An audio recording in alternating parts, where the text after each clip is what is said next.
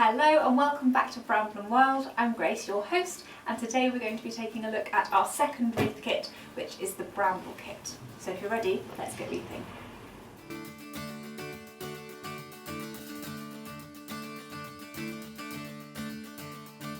So first things first, let's have a look at what's in the box. This is how it arrives in one of our Bramble boxes, and this may need a signature when it arrives to you through the post, so I do suggest being in on the day you expect it to arrive.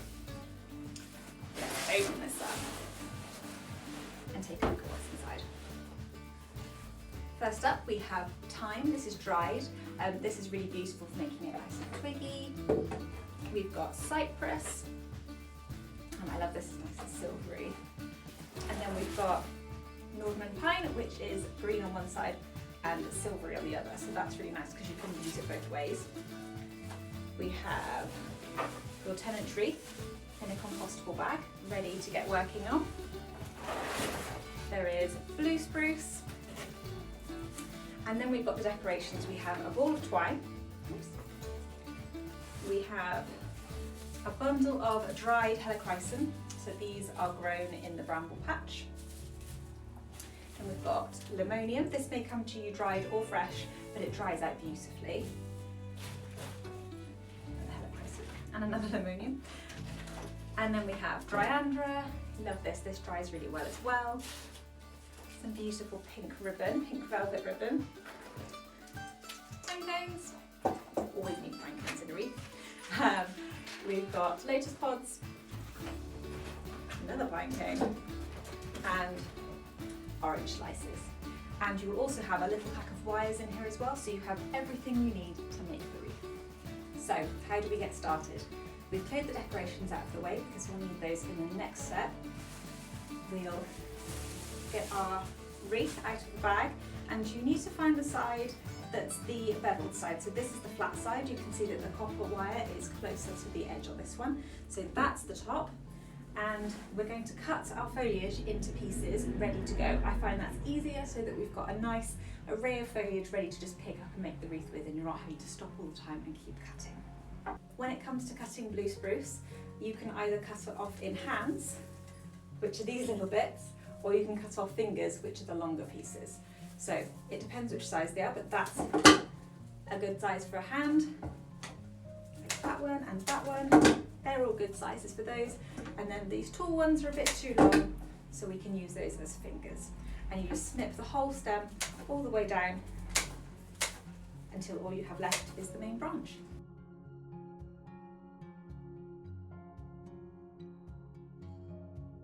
Next up is the Nordman, and we do exactly the same with this, apart from the hands are a little bit longer.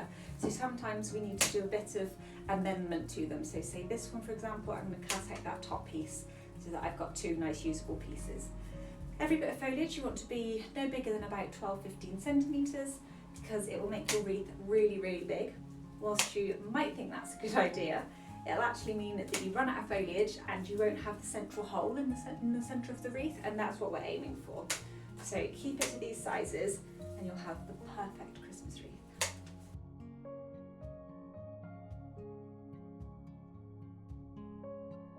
Next up is the cypress, and this one you just cut down from the top. So we'll just take sections out, watch your fingers, and snip nice little pieces off so they're really usable sizes. So you might find, because these have got quite woody stems, that you need a pair of secateurs. The scissors that I'm using here aren't included in the kit, but you can add them as an add-on. These are our Sakajin scissors. They are Japanese steel and they're absolutely brilliant for anything like this. They will quite happily cut through a finger size or a finger, so you do need to be very careful with them, but they are ideal for wreath making. You just have to be very careful that you don't cut wires with them, because that will blunt the blade. With the thyme, I don't cut it down. I literally leave it like this, and when I want to use it, I take bundles and I bend them back in on themselves. Now we have all of our foliage ready, I'm going to move the camera in a little bit closer so you can see what I'm doing better. So now we've got all of our foliage ready, we can take our twine and tie it around the wreath in a nice double knot, and then keep the twine really tight and really close to your body. You don't want it long and loose because it will just get really knotted and tangled up. So you can see now that I'm making little bundles of foliage, and they're all whichever little bits of foliage that I fancy in each bundle. And what you want to do is think of your wreath in 3 sections: the top section, the inside section, and the outside section. You can see here that I'm adding bundles on the top one, then the inside, then the outside. Doesn't really matter which section you place it in first, but you want to make sure that you're always working in these thirds so that you make sure you're not missing any of the moss. You don't want to see any of the moss when you finish this wreath. You want to see all greenery and only moss on the back, which will be touching the door. So I actually forgot to cut up all of my dried flowers, so I'm going to cut those up now. And these are easier to bind into the wreath. We're just going to treat them like a foliage, but actually put them on the top of the bundles so they're nice and visible. If you try and add them in afterwards, you can do, but it's more wiring and you don't need the extra materials, to be honest. So you may as well just add it in now. It's nice and easy.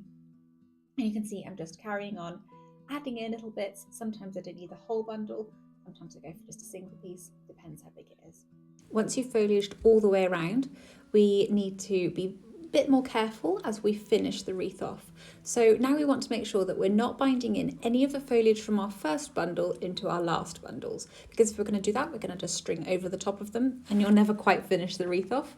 So you want to keep your hand underneath the first bundle and then string into the last ones. You can kind of see that I'm gradually lifting up the foliage each time I put a new bundle in here, and making sure that it's all coming out of the way of the last bundles in.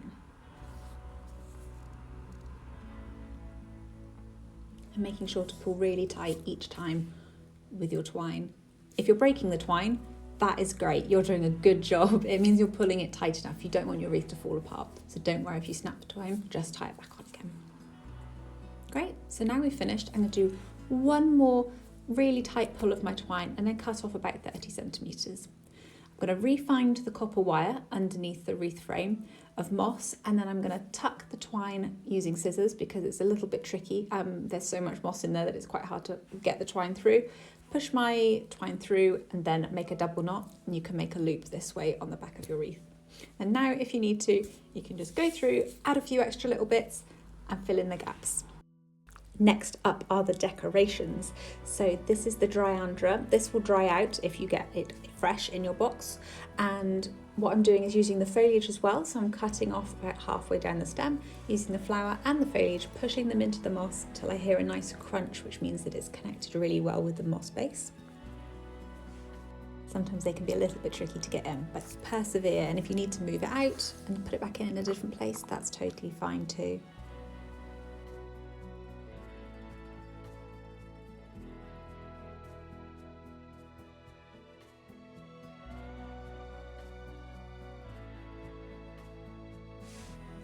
Next up are the pine cones. So with the pine cones, you want to take your wire and thread it through the bottom spines, right around the base, and then do a nice little twirl with the wire, and that will keep the pine cone really secure against the wire, and you can then push this straight through your moss into your wreath.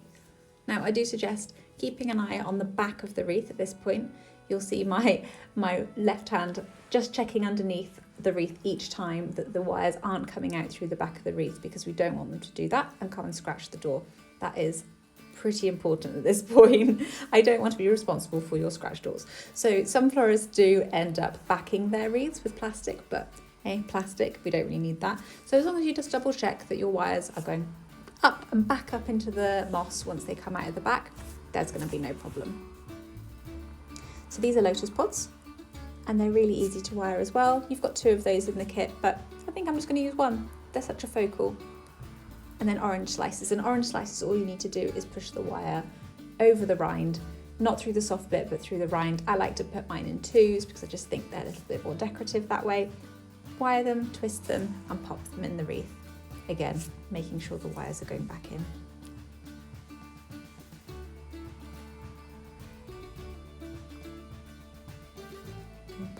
Our last one there, you've got 10 orange slices in your kit. So that'll give you 5 nice little bundles.